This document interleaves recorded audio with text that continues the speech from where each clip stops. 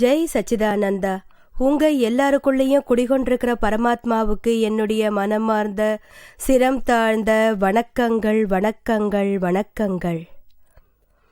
புருஷன் பொண்டாட்டிக்குள்ள தெய்வீக உறவை பத்தி இன்னும் கொஞ்சம் நம்ம விரிவா பேசலாம். சாப்பாட்டு டயத்துல உண்டாகிற சிணுங்கல்களுக்கு எந்த ஒரு எல்லையே இல்லைன்னு ஆயிடுச்சு. நீங்க எவ்வளவு வேணாலும் சொல்லுங்க, ஆனா தினமும் இந்த பிரச்சனை ஒரு கேள்விக்குறியாதான் எப்பவும் எல்லார்கிட்டையும் இருந்துகிட்டே இருக்கு.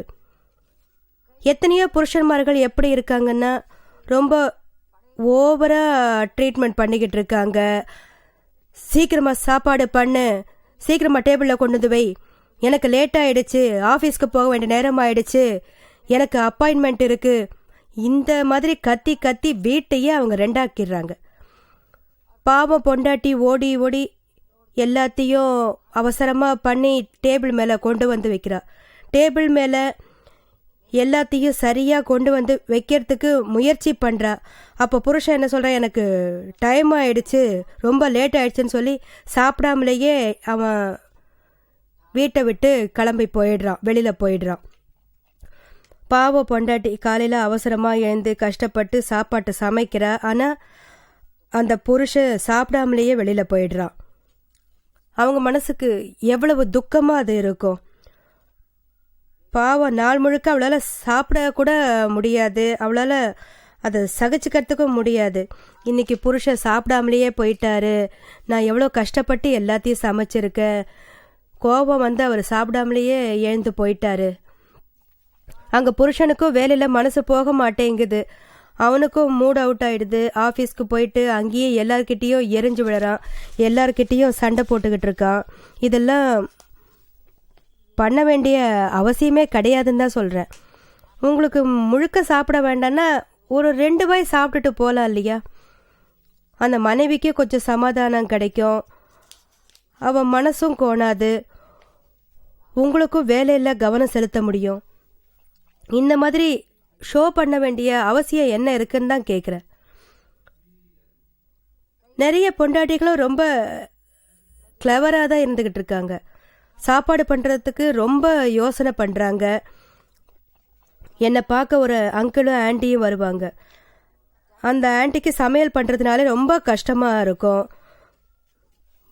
வாரத்தில் 3-4 நாள் புருஷங்கிட்ட அவங்க என்ன சொல்லுவாங்கன்னா, இன்னைக்கு எனக்கு சமையல் பண்ணுறதுக்கு ரொம்ப கஷ்டமாக இருக்குது, நீங்கள் ஒரு வேலை பண்ணுறீங்களா, வெளியில் ஹோட்டல்லேருந்து சப்பாத்தியும் உருளைக்கிழங்கும் வாங்கிட்டுங்க.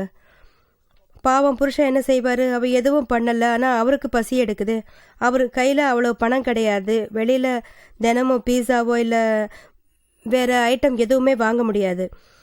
இருக்கிற பணத்தில் எதையாவது அவர் வாங்கிட்டு வந்துடுவார். சில சமயம் பாவு பஜ்ஜி அப்படி தின்னா வயிறு ரொம்ப அது இல்லையா? ஆனால் இந்த பொண்டாட்டிக்கு சமையல் பண்ணுறது ரொம்ப கஷ்டம். எல்லாத்துக்கும் மேலே ஹோட்டலில் சாப்பாடு அவங்களுக்கு ரொம்ப பிடிக்கும். இந்த மாதிரி அனுபவம் நிறைய புருஷன்மார்களுக்கு ஏற்பட்டிருக்கு. பொண்டாட்டிக்கு சமையல் செய்ய பிடிக்கிறதில்ல. இதோட விளைவு பசங்க மேலே தான் பாதிப்பை உண்டாக்கும். பசங்களுக்கும் வெளியில் வாங்குகிற சாப்பாடு தான் ரொம்ப பிடிக்கும். அவங்களுக்கு இதனால ஹெல்த் ஸ்பாயில் ஆகிடுது. இது தேவையில்லாத பிரச்சனை, கொலஸ்ட்ரீஸ், இந்த வியாதியெல்லாம் அவங்களுக்கு வந்துடுது. இதுவும் நல்ல விஷயமா தெரியல. பரவாயில்ல, எப்போது என்னைக்காவது வெளியில் சாப்பிட்லாம், அது தப்பு கிடையாது. வெளியில் போயிட்டு சுற்றிட்டு வெளியில் போய் சாப்பிட்றதுங்கிறது வேற விஷயம், அதில் எதுவும் தப்பு இல்லை. ஆனால் வாரத்தில் 3-4 நாள் வெளியில் சாப்பிட்றதுங்கிறது கொஞ்சம் கூட சரியே கிடையாது. இந்த வகையில் இருக்கக்கூடாது. பொண்டாட்டிக்குன்னு சில கடமைகள்லாம் இருக்குது. பசங்களுக்காக, புருஷனுக்காக காத்தால சாயந்தரம் 2 வேளையும் சமையல் பண்ணணும். அவங்களுக்கு சூடாக டிஃபன் பண்ணி கொடுக்கணும். அப்போ புருஷனும் சந்தோஷப்படுவான், பசங்களும் நல்ல கலாச்சாரத்தோடு வருவாங்க. எப்படி ஒரு பொண்டாட்டி அன்பு பாசத்தோட பாவனையோட சமையல் பண்ணுறாளோ, அப்போ என்ன ஒரு சமையல்காரியா என்ன? அப்படியெல்லாம் நம்ம சொல்லிட முடியாது இல்லையே. சமையல்காரன் சமையல் பண்ணுறான், அவனோட வியர்வை கூட அந்த சாப்பாடில் விழலாம். இத்தனை டர்ட்டியாக தானே அது இருந்துக்கிட்டு இருக்கும். நாம் இதை பார்க்கறது இல்லை, அதனால அது நமக்கு நல்லா இருக்குது. நாம் போய் கவனித்தா சாப்பிடவே பிடிக்காது. அதனால தான் பெரிய பெரிய ஹோட்டல்ஸ்லாம் ரூல்ஸ் இருக்குது, சட்டம் இருக்குது. யாரும் சமையல் அறைக்கு போகக்கூடாது. அவங்களுடைய காரியத்தை பார்த்தா யார் சாப்பிடுவாங்க? உங்கள் பொண்டாட்டி ஆசையாக பண்ணி கொடுத்தா அதை கேலி பண்ணுறீங்கல்ல, லேட் ஆகிடுச்சு, ஏன் இப்படியெல்லாம் பண்ண, ஏன் அதை பண்ண, ஏன் இதை பண்ண, காரம் கம்மியாக இருக்குது, உப்பு ஜாஸ்தியாக இருக்குது, எதை கொடுத்தாங்களோ அதை நீங்கள் நிம்மதியாக ஆசையோடு சாப்பிட்லாம் இல்லையா? இந்த வகையில் புருஷன் பொண்டாட்டிக்கு நடுவில் சாப்பாடு விஷயத்தில் நிறைய பிரச்சனை இருக்குது. தினமும் இதே தான். ஒரு பிரதர் என்ன சொல்கிறாருன்னா, என்னோட பொண்டாட்டி சூடாக டிஃபன் பண்ணி எனக்கு அனுப்பி வைப்பா, ஆனால் எனக்கு சாப்பிட்றதுக்கு டைம் கிடைக்கிறதே கிடையாது. டிஃபன் அவள் கொடுத்தது அப்படியே பாக்ஸில் இருந்துக்கிட்டு இருக்கோம். நான் வேலை முடிஞ்சு போகும்போது அது எல்லாத்தையும் மறந்து போய்டுறது என்னோட வழக்கம். நான் பண்ணுற வேலையை முடிக்கிற வரைக்கும் என் தொண்டைக்குள்ளே ஒரு வாய் கூட சாப்பாடு போகாது. எத்தனையோ நாள் அந்த டிஃபன் பொண்டாட்டி கொடுத்தபடியே திரும்பி கொண்டு போய் நான் அவகிட்ட கொடுத்துருவேன். பொண்டாட்டிக்கு ரொம்ப துக்கமாக இருக்கும். அதனால் சண்டை போடுறா புருஷன் கூட. எவ்வளோ கஷ்டப்பட்டு நான் பண்ணி அனுப்புகிறேன், நீங்கள் எதையும் சாப்பிட்றதில்ல, சாப்பிட கூட உங்களுக்கு டைம் இல்லைங்க. நீங்கள் இந்த மாதிரினா எனக்கு முதல்ல நீங்கள் சொல்லிட வேண்டியது தானே. நான் எதுவும் பண்ணாமல் இருப்பேன், கஷ்டப்படவும் மாட்டேன்ல. மார்னிங் சீக்கிரம் எழுந்து எல்லா வேலையும் முடிச்சுட்டு நான் உங்களுக்காக டிஃபன் பண்ணி கொடுக்குறேன் இல்லையா? உங்களுக்கு அது வேல்யூவே கிடையாதா? அப்படி என்ன வேலைன்னு கேட்பாங்க. ஒரு 10 நிமிஷம் நீங்கள் சாப்பிட ஒதுக்கக்கூடாதா? அப்புறமா வேலை செய்யலாம்ல, யார் வேண்டாங்கிறாங்க? இந்த ஒரு சின்ன அட்ஜஸ்ட்மெண்ட் புருஷன் எடுக்கலைன்னா அந்த பொண்டாட்டி மனசு ரொம்ப துக்கப்படுது. அதுவும் அவங்களாலேயே சாப்பிட முடியாத அளவுக்கு ஆயிடுது இல்லையா? இதுதான் சரியா? பொண்டாட்டி கஷ்டப்பட்டு பண்ணி கொடுக்குறா, அதை சாப்பிட்டு அவளை சந்தோஷப்படுத்துங்க, அதை நீங்கள் அப்ரிஷியேட் பண்ணுங்கள். ஒன்று மட்டும் சொல்கிறேன், உங்களுக்கு உங்கள் பொண்டாட்டியை சந்தோஷமாக வச்சுக்கணும்னு அவங்க பண்ண ஒவ்வொரு சின்ன சின்ன விஷயங்களையும் நீங்கள் அப்ரிஷியேட் பண்ணிங்கன்னா சந்தோஷமாக இருப்பாங்க. அப்ரிஷியேட்னா யாருக்கு தான் பிடிக்காது சொல்லுங்கள் பார்க்கலாம்? சந்தோஷத்தை யாருமே நிச்சயமாக வேண்டான்னு சொல்ல மாட்டாங்க. எல்லாருக்குமே அது ரொம்ப தான் பிடிக்கும். சந்தோஷமாக இருக்கிறதுங்கிறது கொஞ்சம் கஷ்டமானது தான். ஆனால் இந்த சின்ன சின்ன விஷயங்களில் இதை தெரிவித்தா நல்லா தானே இருக்கும்.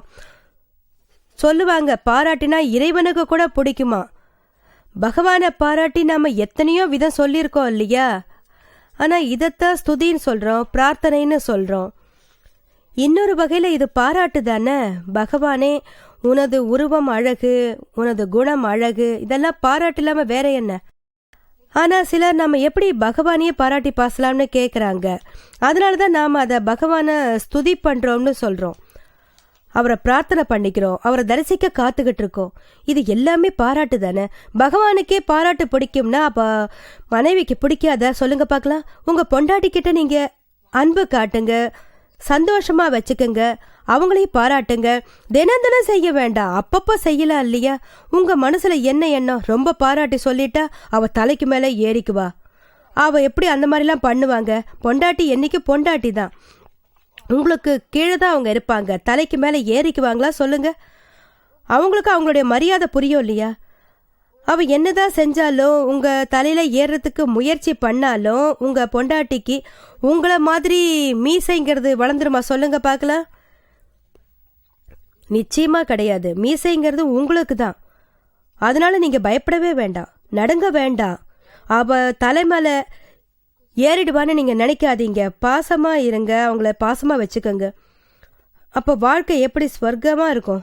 என்னை பார்க்கறதுக்கு இந்த இடத்துக்கு அடிக்கடி ஒருத்தர் வருவார், ரொம்ப பெரிய ஆச்சாரியார். நான் என் பொண்டாட்டியை எப்போது சந்தோஷமாக வச்சுக்கணுங்கிறதுக்காக அவங்கள அன்னபூரணி தேவி சாப்பாடை டேபிளுக்கு கொண்டு வான்னு சொல்லுவேன். அவள் அப்படியே சந்தோஷப்பட்டு விதவிதமாக சமையல் பண்ணி எனக்கும் போடுவா. அவள் நிச்சயமாக அன்னபூரணி தான். நான் ஒன்றும் தப்பாக சொல்லிடலையே, நான் ஒன்றும் அவளை குறைச்சி பேசலையே. யார் நமக்கு தினமும் 3 வேளை காலையில் மாலையில் ராத்திரியில் சாப்பாடு பண்ணி போடுறாங்களோ அவங்க நமக்கு அன்னபூரணி. அதை நாம் அக்செப்ட் பண்ணிக்கணும் இல்லையா? அப்ரிஷியேட் பண்ணணும் இல்லையா? அப்போ அவங்க சந்தோஷப்படுவாங்க, ரொம்ப சந்தோஷப்படுவாங்க. எப்பவும் மனுஷனுக்குள்ள ஈகோ இருக்குது பாருங்க, அகங்காரம். இந்த அகங்காரத்தை கொஞ்சம் குறைச்சிக்கங்க. ஒரு மனுஷன் எந்த ஒரு காரணத்தினால ஜெயிக்கிறான் தெரியுமா? அவனோட அகங்காரத்தை அதிகமாக்கிக்கிட்டா அவன் தான் ஜெயிக்கிறான். அவனோட அகங்காரத்தை அடக்க முடியலன்னு சொன்னால் அந்த அகங்காரமே அழிஞ்சு போயிடும். அது ஜெயிச்சாதான் எல்லா காரியமே கெட்டுடுது. நமக்கெல்லாம் என்ன தெரியுது? இந்த ஆண் பாவம் ரொம்ப டிப்ரெஷன்ல இருக்காரு. டிப்ரெஷன்ல வந்து சைக்காலஜிக்கல் அப்செட் ஆகுது, பைத்தியம் மாதிரி ஆயிடுது. எப்பவும் எல்லாரோட அகங்காரத்தையும் பாசமா இருக்கிறதுக்கு வைங்க, அது எப்பவுமே ரொம்ப நல்லது. எந்த ஒரு அகங்காரத்தையும் எழுப்பி ஆரவரப்படுத்தாதீங்க, கொஞ்சம் கூட வளரவும் விடாதீங்க. அகங்காரத்தை கையில எடுத்து கவனிக்க வேண்டிய விதத்துல நீங்க கவனிங்க, மொட்டுலேருந்து மலர வைக்கிற மாதிரி. அப்பதான் அதோட பாதிப்பு அதிகமில்லாம இருக்கும். நீங்க உங்க பொண்டாட்டி கொஞ்சம் அன்பா நல்ல மனசோட ஹார்ட்லி அவளை அப்ரிஷியேட் பண்ணுங்க, அவளோட அகங்காரத்தை நல்ல விதத்தில் என்கரேஜ் பண்ணுங்க. இல்லைன்னா அந்த அகங்காரத்தினால இவங்களோட வாழ்க்கையே கசமுசார நம்ம பண்ணுற மாதிரி முடிஞ்சு போயிடும்.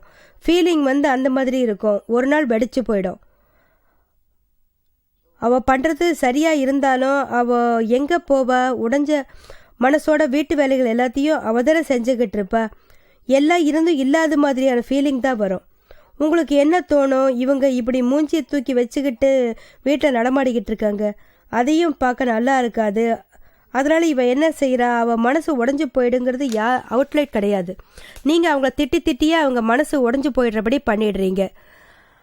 அவங்கள உண்மையான அன்போடு நீங்கள் வச்சுக்கோங்க, அவங்கள அப்ரிஷியேட் பண்ணுங்க. இல்லைன்னா அவள் வீட்டுக்குள்ளேயே அடைஞ்சு கிடந்து நிச்சயம் ஒரு நாள் பைத்திய மாதிரி ஆயிடுவா.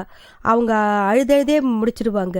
ஒரு புருஷன் இருக்காரு, அவருக்கு எப்போவும் சாப்பாட்டு சமயத்தில் அவரோட சாதத்தில் அவரோட டாலில் நிச்சயமாக ஏதாவது ஒரு கல் இருக்கும்.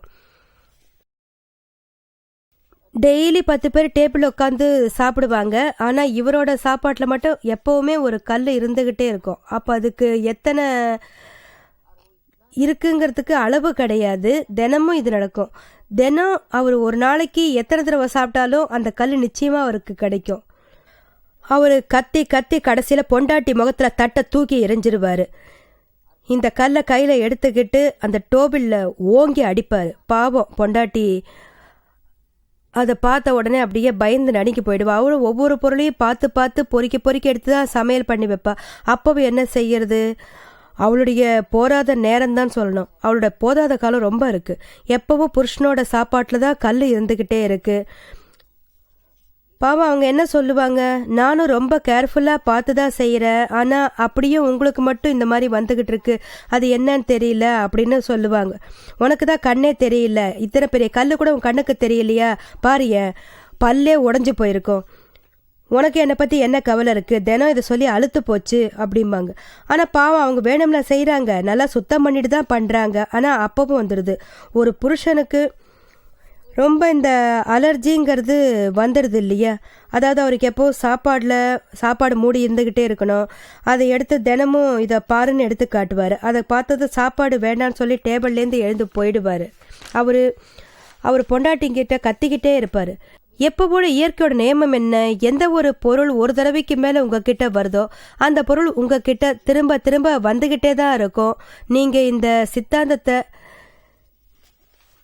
நிச்சயமாக ஒரு நாளைக்கு புரிஞ்சுக்கிட்டு தான் ஆகணும். இல்லைன்னா உங்கள் மனசுலேருந்து இந்த எண்ணத்தை நீங்கள் நிச்சயமாக அகற்றிடுங்க. நீங்கள் பேசாமல் இருந்தாலே அது உங்ககிட்டேருந்து விலகி போயிட்டு உங்ககிட்ட வரதையே நிறுத்திடும். ஆனால் அது வரைக்கும் ஒரு பொருளை தீண்டக்கூடாதுங்கிற வகையில் நினச்சிட்டு இருக்கணும்.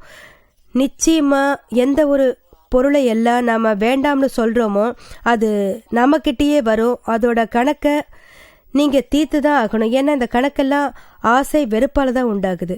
எந்த ஒரு பொருள் மேலே நீங்கள் ஆசையோ வெறுப்போ காட்டுறீங்களோ அது எல்லாமே உங்ககிட்ட வராமலேயே தான் இருக்கும். அதை நீங்கள் அது அவதூறு பண்ணாலும் பண்ணுங்க, இல்லை இருந்துட்டு போகட்டும்னு வச்சுக்கோங்க, அது நிச்சயமாக உங்களை விடவே விடாது. இது நாம ஏன் புரிஞ்சுக்க கூடாது? இதெல்லாம் நம்ம செய்யறது தான் நம்மளுடைய வீக்னஸ் தானே. இந்த எண்ணங்கள்லேருந்து நீங்கள் வெளியில் வாங்க. ஜஸ்ட் ஒரு சின்ன முடி இருந்ததுன்னா அதை டேபிள்லேருந்து எழுந்து போயிடுவார், பொண்டாட்டியை போட்டு திட்டுவார். இது கொஞ்சம் கூட நல்லா இல்லை. நீங்கள் நடு நிலைமையில் இருந்து உங்கள் தட்டில் என்ன இருக்கோ அதை நல்ல முறையில் சாப்பிட்டீங்கன்னா அப்போ உங்கள் கர்ம வினை முடிஞ்சிடும். இல்லைன்னா உங்கள் கர்ம வினை பூரா இருக்கும். என்னைக்கு நான் உள்ளுக்குள்ள நடுநிலைமை பாவனை வருதோ அது வரைக்கும் இந்த கர்ம வினைங்கிறது ஒரு முடிவுக்கே வராது. இது பெண்டிங்காகவும் இருக்கும். அதனால் புரிஞ்சுக்கிட்டு ஞானத்தோடையே இருந்துக்கிட்டுருங்கன்னு சொல்கிறேன். அப்போ தான் உங்களுக்கு எந்த கஷ்டமும் இருக்காது. உங்கள் வேலையையும் நல்லா பண்ண முடியும். லௌகீகமும் எங்களுக்குள்ளே நல்லா இருக்குது. உங்களுடைய மோட்சத்துக்கு உண்டான செயல்களும் ரொம்ப ஸ்பீடாக தான் இருந்துக்கிட்டு இருக்கு. அது மட்டும் இல்லை, அடிக்கடி இங்கே என்னை பார்க்கறதுக்கு ஒரு பையன் வருவான். இப்போ வந்துக்கிட்டு தான் இருக்கான். பிரம்மச்சாரி வருவான். ரொம்ப அழகாக ரொம்ப நல்லா இருப்பா. ஆனால் அவனுக்கு ஒரே ஒரு விஷயம் மட்டும் பிடிக்கிறதே கிடையாது. அவனுக்கு வெளி சாப்பாடு கொஞ்சம் கூட பிடிக்கவே பிடிக்காது. ஒரு தடவை நாங்கள் எல்லாருமே யாத்திரைக்கு போயிருந்தோம். அவன் வெளியில் தான் சாப்பாடு. அவன் வெளியில் எப்படி சமைக்கிறான், என்ன தண்ணிங்கிறத எல்லாம் பார்த்தான். அதுக்கு அவனுக்கு தண்ணி ஒரு மாதிரி இருந்தது, ஹைஜீனிக் இல்லை, ஒரு உடம்பு ஆரோக்கியம் இல்லை. நாங்கள் எல்லாரையும் ரொம்ப கஷ்டப்பட்டு சாப்பிட உட்காந்தோம். அவன் என் பக்கத்துலேயே உட்காந்தான். அவன் எதுவும் சாப்பிடல, எதுவும் வேண்டான்னு சொல்லிட்டான். 2 நாள் ட்ரெயினில் பிரயாணம் பண்ணிட்டு இருந்தான். வேண்டான்னு எதுவுமே சொல்லிட்டான். நான் ஏன் இவன் இந்த மாதிரி பசியோட உட்காந்துக்கிட்டு இருக்கான்னு யோசனை பண்ணேன். ஏன் சாப்பிட மாட்டேங்கிறான்னு கேட்டேன். அதுக்கு நான் எங்கேயாவது பிஸ்கெட் வாங்கி சாப்பிட்ருக்கேன், எனக்கு எதுவும் வேண்டாம் அப்படின்னுட்டான். இத்தனை சாப்பாடு இருக்குல்ல, பரவாயில்ல நீ வச்சுக்கோப்பா அப்படின்னு சொன்னான். ஆனால் அவன் வீக்னஸ் வந்துடும், மயக்கம் வந்துடும்ப்பா, சாப்பிடுப்பான்னு சொன்னோம். கொஞ்சம் சூடாக சாப்பிட, அப்போது உண்மையை சொல்லிடுவான்னு நாங்கள் கேட்டோம். சரி சொல்லுப்பான்னு சொன்னோம். இப்போ உண்மையை சொன்னால் எனக்கு இந்த சாப்பாடு பிடிக்கல, இந்த சாப்பாடு நிச்சயமாக எனக்கு கழுத்து கீழே இறங்கிடுது, எனக்கு கொஞ்சமும் பிடிக்கவே இல்லை. ஏன் இதெல்லாம் ரொம்ப அழகான புண்ணியம் தானே, இந்த ஹைஜெனிக் ரொம்ப அழகான தண்ணியில் பண்ணுறாங்க, இந்த ஹைஜெனிக் இல்லை, இது ரொம்ப ஆரோக்கியமாக இருக்குது. அதனால் இதைத்தான் நம்ம தினமும் சப்பாத்தி சாப்பிட்ணும், என்னைக்காவது ஒரு நாள் தான் சாப்பிட்ணுன்னு கேட்டேன். அந்த தண்ணி எப்படி வேணாலும் இருக்கட்டும், அது ஒரு தடவை கொதிச்சிட்டாலே அதில் இருக்கிற ஃபேக்டரியாஸ் எல்லாமே போயிடும் இல்லையா. இதெல்லாம் நீங்கள் சாக்கடை தண்ணியிலையா யூஸ் பண்ணுறீங்க, குழா தண்ணி தானே யூஸ் பண்ணுறீங்க. நீங்கள் நினைக்கிற மாதிரி அழுக்கெல்லாம் கிடையாது. கொதிக்க வச்சுட்டா எல்லா ஃபேக்ட்ரியாகவும் போயிடுமே.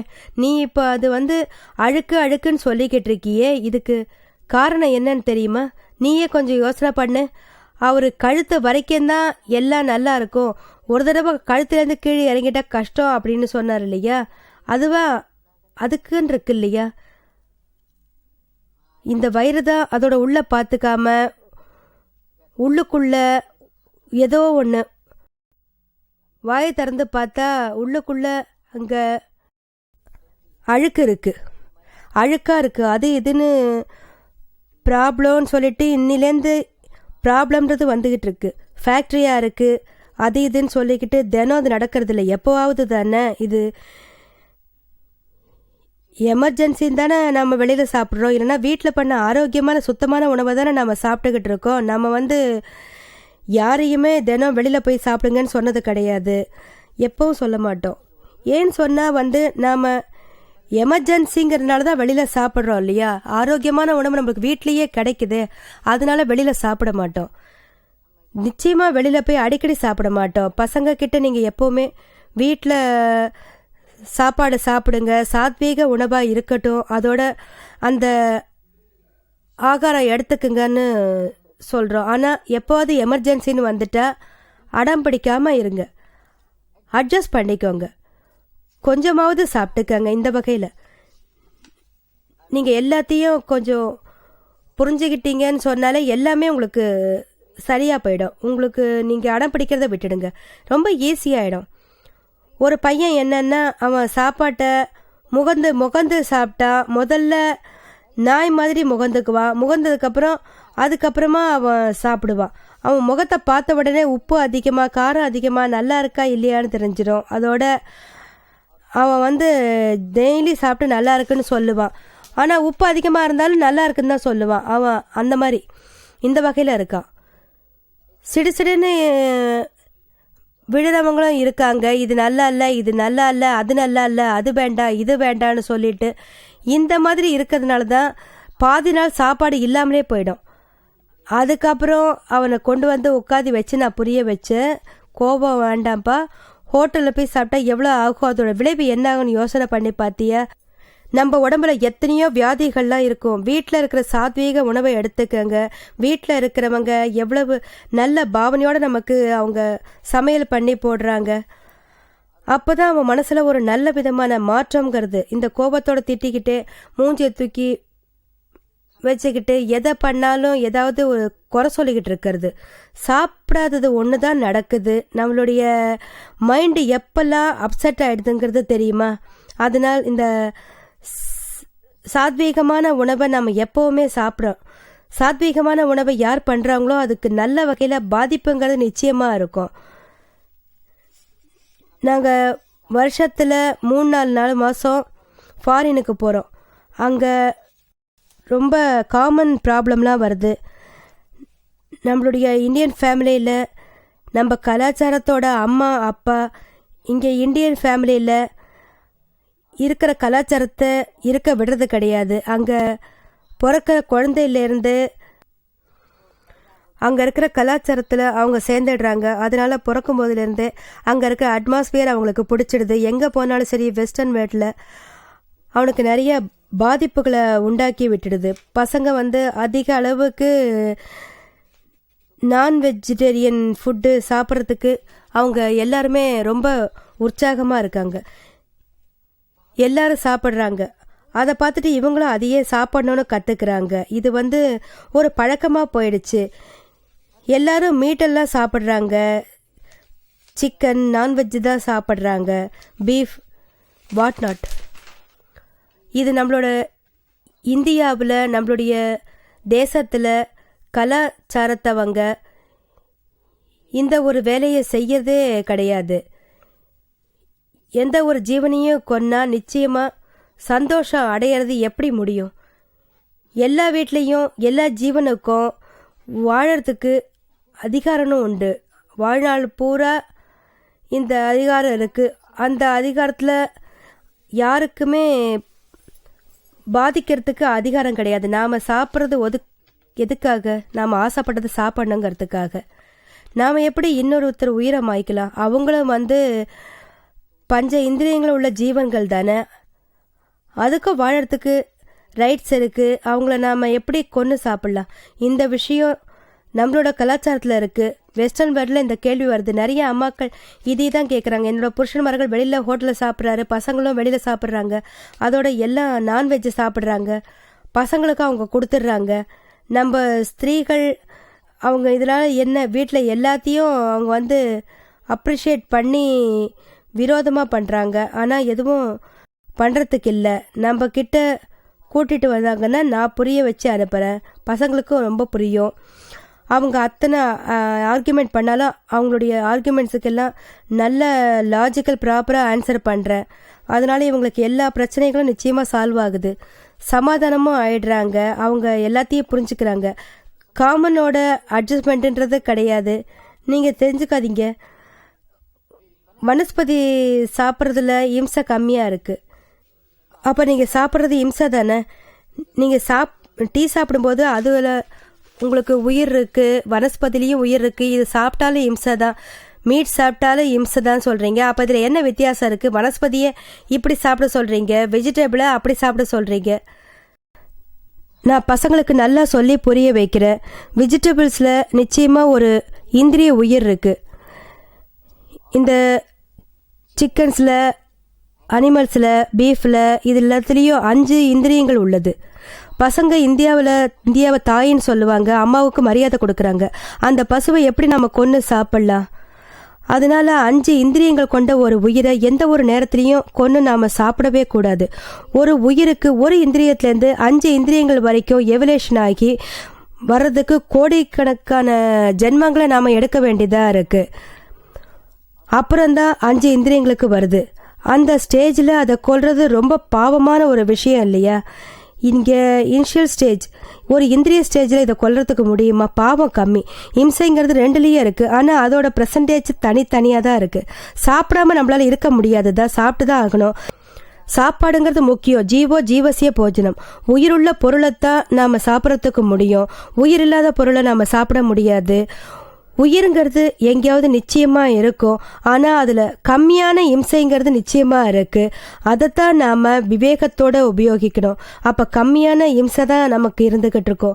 இதுதான் நம்ம சாஸ்திரமும் சொல்லுது, நம்ம ஞானியர்களும் சொல்றாங்க. இதை அனுபவத்துல தெரிஞ்சுக்கிட்டா சாத்வீக உணவை பத்தியும் தெரிஞ்சுக்கலாம், மற்ற நல்ல விஷயங்களை பத்தியும் நாம தெரிஞ்சுக்கலாம். ஆத்ம சந்தோஷம் உண்டாகுது. நம்ம இன்னொரு உயிரை வாங்கிக்கிட்டு நம்ம வயிற்று நிரப்பிக்கிறது இல்லை. இந்த விஷயத்த நீங்களும் யோசிங்க. ஏதாவது கேள்வி இருந்தால் நிச்சயமாக என்கிட்ட கேளுங்க. உங்கள் மனசு லேசாகும். இந்த நான்வெஜ் சாப்பிட்றதுலேருந்து நீங்கள் நிச்சயமாக விடுபடலாம். இதைத்தான் பிரார்த்தனை பண்ணிக்கிறோம். ஜெய் சச்சிதானந்தா.